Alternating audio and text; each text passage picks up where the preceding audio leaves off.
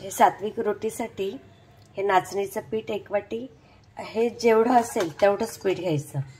आपण असे वेगवेगळ्या करू शकतो भाकरी किंवा काय. मी गव्हाचं पीठ नाही घेतलं कारण गव्हाचं पीठ पचायला जास्तच जड असतं आणि नाचणीचं, ज्वारी, बाजरी कुठलेही आपण खाऊ शकतो भाकरी. तर आता हे मी असं पीठ घेतलं आहे बघा 1 वाटी आणि त्याच्यात 1 वाटी बीटचा किस आहे. आता याच्यात जेवढं मावेल तेवढं आपण मळत राहायचं आहे. अजून मी तुम्हाला दाखवते. अजून हे 2 बीट माझे किसायचे राहिले.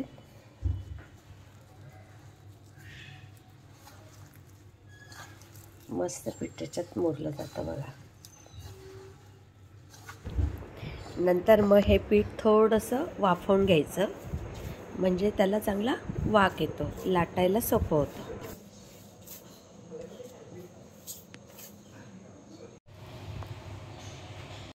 हे बघा माझ्या सुनबाईने किती सुंदर मोदक केलेत.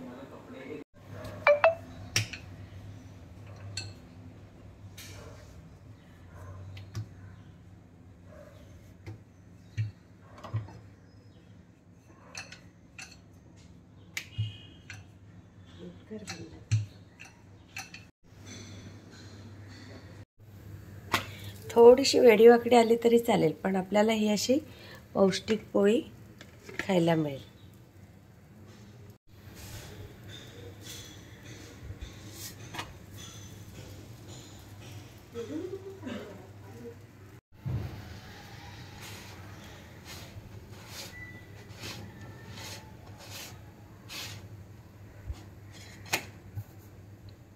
हे बघा अशी मस्त फुगली पोळी, नागलीची, नाचणीची.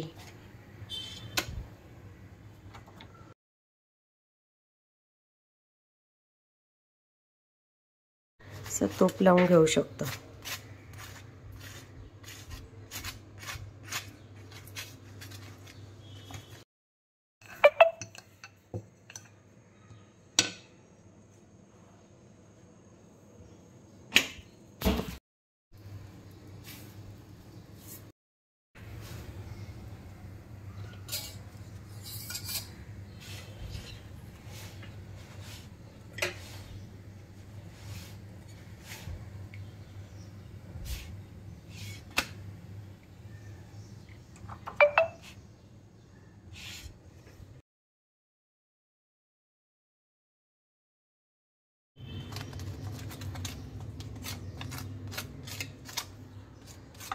डब्याची तयारी झाली.